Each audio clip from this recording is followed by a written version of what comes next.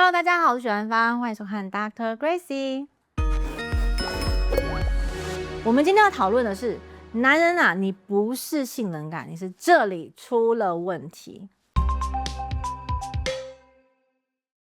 很多时候呢，会觉得性冷感好像很常出现，但是其实真正医学诊断上的性冷感没有那么常见。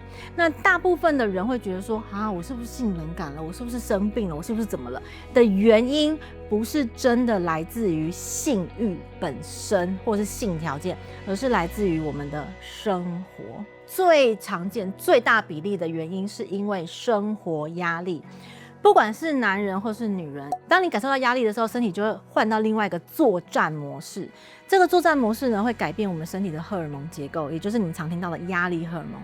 在这个结构之下，在这个 HPA axis 启动之下，其中一个影响的点就是性的表现。怎么说呢？当我们身体在面对外面要作战的时候，它会把我们身体最需要能量的放在面对战争、面对敌人。那第一个会被牺牲的就是生殖功能。这也可以解释为什么长期处在压力下，你不容易生小孩，因为身体的荷尔蒙系统就是已经把生殖功能先关掉了，因为我要花更多能量去面对敌人、面对压力。我觉得这个是大家可以去思考一点。你现在发现，我好像性冷感了，我是不是有什么问题？有时候有问题的并不是你的荷尔蒙，也不是你的性，而是生活模式出了问题，这是可以思考的一点。再来呢，第二个，不敢说累。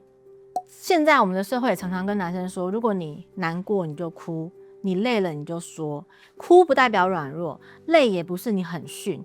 你要想的是，你会累是因为你的工作已经紧绷到一个程度，你才会累。那种很逊不会做事的，他怎么会累呢？所以当你会累的时候，你就要面对自己，因为我做的够多了，身体本来就会累，你的运动都会累，何况是工作有身心压力的共同因素影响之下。因为你们要想，性欲会产生是因为吃饱了、睡好了，你才会想做爱，这在每一个人身上都是。当你进入生活、工作有多重压力的影响之下，你吃不饱、睡不饱，在工作压力之下，你还想做爱，真的很难。就算你真的做爱了，你也感受不到高潮，你感受不到愉悦。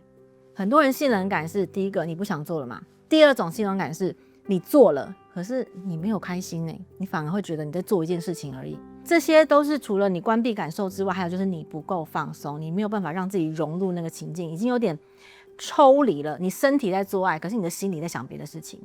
这个古人就有跟我们讲了，饱暖思淫欲。对啊，你一定要先吃饱。你要吃饱了，你们回想自己，你会在想做爱的时候，是不是几乎都是在礼拜五放松了，周末了，睡到自然醒了，你突然会觉得，反正都在床上了，那来打个手枪好了，旁边的人衣服都脱好了，那就来做个爱好了。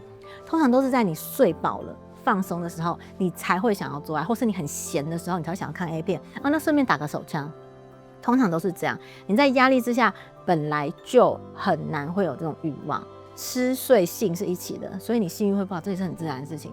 所以不要想说，你是不是生病了？其实生病了有时候真的不是我们的身体，而是我们的生活模式出了问题。你如果可以意识到这一点的话，就可以避免你的身体真的生病。是不是就是与其觉得自己是不是性冷感，要不要回头检视一下是不是自己的生活状态出了问题？是不是可能下班回家以后你什么都不想做，对任何事情都提不起劲，不只有做那件事情。的确是这样啊。对啊，所以其实有时候比如说去穷紧张，不如先好好的改变自己的生活作息或习惯，或者是减轻自己的生活压力。对，没错。有些人就会讲说，那好嘛，那你告诉我要怎么减轻，要怎么样放，什么事都不要做。